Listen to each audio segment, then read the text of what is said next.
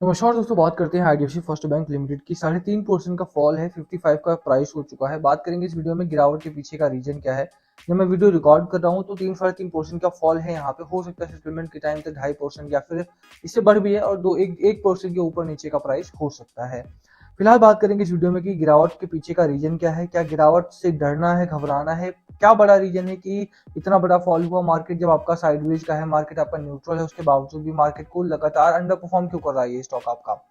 और ऐसे में क्या डिसीजन लेना चाहिए कि यहाँ पे जो फ्रेश बाय करने वाले लोग हैं उनको रुकना चाहिए या फिर निकल जाना चाहिए? देखिए, बहुत सारी कंपनीज है इस समय, यानी कि खास तौर पर बैंकिंग की मैं बात करूँ तो बैंकिंग सेक्टर में 3 बड़े बैंक्स ऐसे हो चुके हैं जो लगातार ये तो लोएस्ट पॉइंट पर चल रहे हैं या फिर वो बिल्कुल भी रिटर्न नहीं दे रहे, नेगेटिव में जा रहे हैं। एक तो आपका आईडीएफसी फर्स्ट बैंक है, दूसरा यस बैंक है, तीसरा इंडसइंड बैंक हो गया आपका, जो अभी एक प्रॉब्लम में फंसे हुए हैं। तो क्या आईडीएफसी फर्स्ट बैंक उन बैंक्स में से है जहां पर कोई रिटर्न नहीं बनने वाला है, निकल जाना बेहतर होगा या फिर वेट करना सही रहेगा? चलिए शुरुआत करते हैं इस वीडियो की, बात करेंगे इस बारे में। बट उससे पहले अगर आप चैनल पर नए हो तो प्लीज चैनल को सब्सक्राइब कर दो, इधर बेल आइकन, ताकि आपको नोटिफिकेशन मिल सके। चलिए स्टार्ट करते हैं। तो सबसे पहले बात गिरावट क्यों हुई, तो गिरावट के पीछे का बड़ा रीजन रहा कि कल एक ब्लॉक डील हुई। 82.3 लाख शेयर्स यहाँ पे ब्लॉक डील में चेंज किए गए हैं। और अभी देख, जो बायर और सेलर है उनका नाम अभी तक नहीं पता है किसी को भी। बट इतनी बड़ी डील अगर कभी भी बाजार में होती है तो उसका एक नेगेटिव इंपैक्ट स्टॉक के ऊपर देखने को मिलता ही है। स्टॉक में इस पॉइंट ऑफ टाइम पर अगर आप देखेंगे वॉल्यूम, तो वॉल्यूम काफी अच्छा है, 45 मिलियन शेयर्स के आसपास का वॉल्यूम है। मैं डिलीवरी भी दिखा देता हूँ यहीं पे, क्योंकि उसका एक बड़ा इंपैक्ट पड़ता है आने वाले दिनों में। Let me show you the delivery also. यहाँ पर अगर आप आएंगे नीचे तो 59-60% के आसपास की डिलीवरी है। तो ऐसा नहीं है कि सिर्फ बिकवाली हो रही है, खरीदारी बहुत अच्छी हो रही है। खरीदारी भी बहुत अच्छी हो रही है। और खासतौर पर 27 मार्च की बात की जाए तो कल के दिन में बहुत बड़ा वॉल्यूम ट्रेड हुआ था, 171 मिलियन का वॉल्यूम ट्रेड हुआ था, जिसमें से 100 मिलियन तो डिलीवरी में उठाए गए थे, यानी कि वो लोग जो शॉर्ट टर्म, मिड टर्म या लॉन्ग टर्म के लिए बाय करके बैठे थे। तो ओवरऑल अगर आप देखेंगे कहीं ना कहीं 82 लाख शेयर अगर यहाँ पे ब्लॉक डील में गए भी हैं तो उतने ही शेयर्स यहाँ पर बाइंग भी हो रही है, लगातार यहाँ पे खरीदारी भी हो रही है। लगातार यहाँ पे जो रिटेल इन्वेस्टर है या फिर इंस्टीट्यूशनल इन्वेस्टर है या फिर म्यूचुअल फंड है, वो लोग बाय कर रहे हैं लॉन्गर टर्म के लिए। लॉन्ग टर्म के लिए बाइंग भी अच्छी खासी यहाँ पर जारी है। बट द प्रॉब्लम इज कि अगर शॉर्ट टर्म में, यानी कि एक दिन में ही इतना बड़ा वॉल्यूम ट्रेड होता है, इतना बड़ा वॉल्यूम यहाँ से निकलता है, बाजार में आ जाएगा, इतनी बड़ी सप्लाई बाजार में आएगी, तो उसको कंज्यूम करने में, उसको एडजस्ट होने में समय लगता है। और यही कारण है कि 3% के आसपास की गिरावट यहाँ देखने को मिली है। ओवरऑल बैंकिंग में इंटरनली कोई खास प्रॉब्लम देखने को नहीं मिल रही है अभी भी। मैं बात करूँ तो आईडीएफसी फर्स्ट बैंक के जो पहले फंडामेंटल्स थे, जो पहले प्रॉब्लम्स थी, जो पहले अच्छी बातें थी, वो अभी भी इंटैक्ट है, उनमें कोई परिवर्तन नहीं हुआ है। तो डरने वाली बात नहीं है कि 3.5% गिर गया अच्छे बाजार में। क्या रीजन है? रीजन यही है कि बड़ी ब्लॉक डील हुई। अब दूसरी बात करते हैं यहाँ पे कि एक इंटरनल इशू तो है, एक एक्सटर्नल प्रॉब्लम जो अभी तक मानी जा रही थी वो तो है ही कि मार्केट का फॉल है, इस वजह से स्टॉक आपका नहीं चल रहा है। बट मार्केट जितना गिरता है उससे ज्यादा आईडीएफसी फर्स्ट बैंक में गिरावट देखने को मिलती है। मार्केट को लगातार अंडर परफॉर्म किया है, ठीक है। और यही रीजन है कि आईडीएफसी फर्स्ट बैंक की मैं बात करूं जब, तो यहाँ पे थोड़ी बहुत प्रॉब्लम नहीं है, बहुत बड़ी प्रॉब्लम्स देखने को मिल रही है from the perspective of investors. अगर आपने निवेश किया है 2 वर्षों में तो आपको कोई भी रिटर्न यहाँ पे नहीं मिल रहा है। चलिए एक साल, इस साल का मान लिया मैंने कि एक साल हो गया आपको, और यहाँ पर लगातार स्टॉक आपका डाउन, अंडर परफॉर्म कर रहा है। रीजन बिंग की मार्केट आपका लगातार गिरावट में है, बट उससे पिछले साल में भी कोई बहुत बड़ी रैली देखने को नहीं मिली थी। IDFC first bank has experience notable decline, 3% हुआ मार्च 28 को, कंटिन्यू डाउनवर्ड ट्रेंड यहाँ पे कंटिन्यू कर रहा है, 4 दिनों से लगातार है। यहाँ पे टोटल जो ड्रॉप हो चुका है 4 दिनों में 4.5% के आसपास गिरावट हो चुकी है। Currently trading 4.8% above its 52 week low. अपने 52 हफ्तों के जो लो है इसका, यानी कि 52.6 के आसपास से, उससे 5% ही ऊपर है। एक भी दिन अगर ये नीचे गया यहाँ पे तो वहां तक पहुंच सकता है, 52 वीक के बहुत करीब में कामकाज कर रहा है। आईडीएफसी फर्स्ट बैंक की बात करें तो अंडर परफॉर्म किया है बाजार को लगातार इस स्टॉक ने। और ब्रॉडर मार्केट अगर अच्छा खासा चलता भी है, यानी कि अगर आप सेंसेक्स अगर निफ्टी या बैंक निफ्टी अच्छा चलता भी है, तो उसके अगेंस्ट में आईडीएफसी फर्स्ट बैंक में कोई बहुत बड़ी रैली देखने को नहीं मिल रही। हाँ, ये जरूर है कि यहाँ पे बड़ा वॉल्यूम कल के दिन में आया था, बट बड़ी रैली की संभावना अभी तक देखने को नहीं मिल रही। तो करना क्या है? ये तो दोनों प्रॉब्लम हो गई। तो क्या यहाँ से निकल जाना बेहतर होगा, क्या यहाँ पर रुके रहना बेहतर होगा? और रुके रहते तो क्या टारगेट लेकर के चलना है, उसकी चर्चा यहाँ पर बहुत इंपॉर्टेंट है। सबसे पहले मैं आपको चार्ट दिखा देता हूँ कि चार्ट क्या कहता है। अब अपर एंड पर 100 रुपीज के आसपास का स्टॉक हाई लगाया था, और वहां से लगातार गिरावट हुई, मर्जर आ गया। मर्जर के बाद आप देख रहे हैं कि शेयर होल्डिंग पैटर्न में कोई भी प्रमोटर देखने को नहीं मिल रहा है, वो एडजस्टेबल है।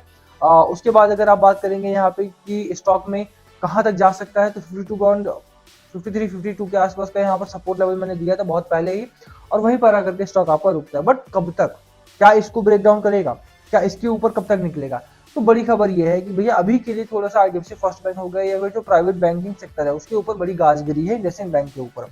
इंडसइंड बैंक को जिस तरह से फेल हुआ, इंडसइंड बैंक में जिस तरह से डेरिवेटिव का घोटाला ईएमएस मैनेजमेंट हुआ 2000 करोड़ के आसपास का, तो आरबीआई ने सभी प्राइवेट बैंक्स को इंटरनल ऑडिट के लिए बोला है। और इंटरनल ऑडिट जब तक खत्म नहीं होती तब तक बड़ी जो रैली है वो कम से कम प्राइवेट बैंक में आपको देखने को नहीं मिलेगी, बीट आईसीआईसीआई बैंक हो गया, एक्सिस बैंक हो गया, ये इंडसइंड बैंक ही क्यों ना हो। बड़ी रैली इंटरनल ऑडिट के बाद ही आएगी और एटलीस्ट जो आपका आईडीएफसी फर्स्ट बैंक जो है वो कम से कम आउट ऑफ वाटर निकल जाता है, उसके बाद ही यहाँ पर बड़ी रैली देखने की मिलने की संभावना होगी आपके लिए।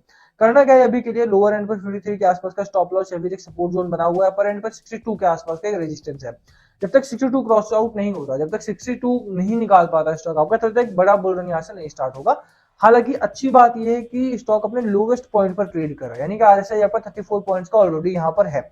इसका मतलब है कि यहाँ से बहुत बड़ी गिरावट की उम्मीद आपको नहीं करनी चाहिए। आज ऑलरेडी फ्राइडे तक कल मार्केट ने बहुत अच्छा परफॉर्म किया था, तो ऐसे में आज बाजार बंद हो रहा है। अब कल परसों बंद रहेगा बाजार, मार्केट मंडे को खुलेगा और मंडे को किस तरह का मार्केट खुलता है उसके ऊपर भी डिपेंड करेगा कि क्या स्टॉक में होने वाला है।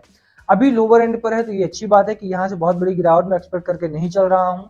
दो तीन चीजों के ऊपर आपको फोकस करके चलना है क्योंकि स्टॉक में अभी भी बहुत लॉस हो चुका है। 62 के आसपास की बाइंग है, 70 की बाइंग है, 80 की बाइंग है और स्टॉक लगातार अंडर परफॉर्म किए जा रहा है। तो कहाँ पर फोकस करके चलना है उसकी बात कर लेते हैं। सबसे पहली बात तो बाजार, मार्केट जब तक आपका अच्छा नहीं रहेगा, मार्केट जब तक बुल रन में नहीं आएगा, एफआई जब तक खरीदारी अच्छी खासी खरीदारी नहीं करते हैं, तब तक बाजार में जो छोटे स्टॉक है यानी कि जो आईडीएफसी फर्स्ट बैंक जैसे स्टॉक है जो बाजार के तेजी गिरावट से पहले भी अंडर परफॉर्म कर रहे थे, गिरावट स्टार्ट हुई थी तब भी अंडर परफॉर्म कर रहे थे, उनमें तभी रैली आएगी जब एफआई दोबारा खरीदारी करने आते हैं और मार्केट आपका अच्छा खासा परफॉर्म करना स्टार्ट करता है।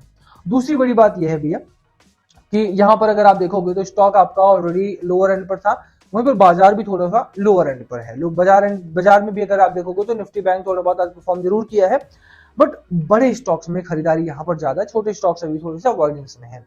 आज का मार्केट हालांकि स्मॉल कैप वाला रहा है, मिड कैप वाला रहा है, बट फिर भी जैसा मैंने बोला जब तक बड़ी रैली यहाँ पर नहीं आती तब तक बड़ी रैली का प्रभाव स्टॉक के ऊपर नहीं पड़ेगा। दूसरी बड़ी रीजन ये है भैया ट्रम्प फैक्टर। ट्रम्प साहब ने अभी टैरिफ लगाया, आपको पता ही है कि टाटा मोटर्स जैसे स्टॉक्स में 5-7% की गिरावट हुई क्योंकि ऑटो के ऊपर 25% के आसपास का टैरिफ लगाया गया है वहां पे। तो जब तक ये बिडिंग वॉर नहीं खत्म होती है तब तक के लिए भी थोड़ा सा आपको वेट करना पड़ेगा कि बड़ी रैली बाजार में तब तक नहीं आ पाएगी जब तक ये टैरिफ वॉर खत्म नहीं होती है। अभी हमने रिटेलिएट नहीं किया है, आपको पता है कि हमने जितना भी हो सकता था, चाहे वो एग्रीकल्चरल प्रोडक्ट हो, चाहे वो केमिकल प्रोडक्ट हो, चाहे वो इंजीनियरिंग प्रोडक्ट हो, हमने उस पर अपना जो टैरिफ था यानी कि जो आउटगोइंग टैरिफ था जो हम इंपोर्ट करते थे उस पर टैरिफ कम ही किया है, बढ़ाया नहीं है। हमने अपने टैरिफ को कम किया है ताकि वो हमारी अच्छाई को देखें और हमारे ऊपर टैरिफ ना लगाएं, वो so that he sees us as a friend. But Trump साहब अपनी ही मनमानी किए जा रहे हैं और 25% का टैरिफ अगेन उन्होंने दोबारा से, अभी तक हमारे एग्रीकल्चरल प्रोडक्ट पे लगा था, इंजीनियरिंग प्रोडक्ट और पेट्रोकेमिकल प्रोडक्ट पर लगता था, अब उन्होंने ऑटो पर भी 25% के आसपास का टैरिफ लगाया है। तो ये बड़ी प्रॉब्लम है। देखिए मुझे लगता है कि यहाँ पर इंडियन गवर्नमेंट को रिटेलिएट करना होगा, वो डिफरेंट मोटिव है, बट हाँ यहाँ पे बाजार में इसका भी एक प्रेशर बना रहेगा आने वाले दिनों में, तो थोड़ा सा समझ के कामकाज करने की जरूरत है।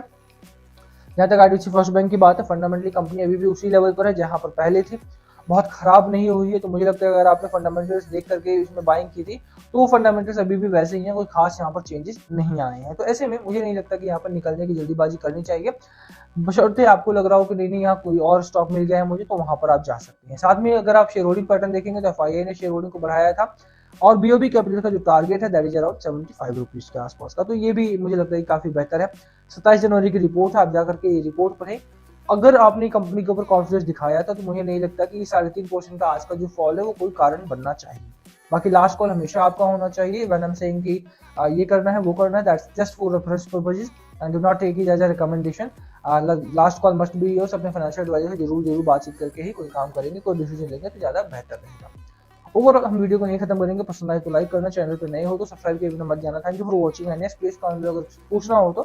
Thank you again. 82 लाख की ब्लॉक डील जरूर हुई है बट इसका इंपैक्ट बहुत शॉर्ट टर्म रहने वाला है। मंडे से इसका इंपैक्ट आपको देखने को नहीं मिलेगा। जितना भी वॉल्यूम बाजार में आया था वो आज के आज ही कंज्यूम हो चुका है, इसमें कोई बहुत बड़ी बात नहीं है। बाकी क्या है आपकी राय आईडीएफसी फर्स्ट बैंक को लेकर के या किसी और स्टॉक में फंसे हुए तो कमेंट करना, वीडियो करने की कोशिश करेंगे। Thank you for watching.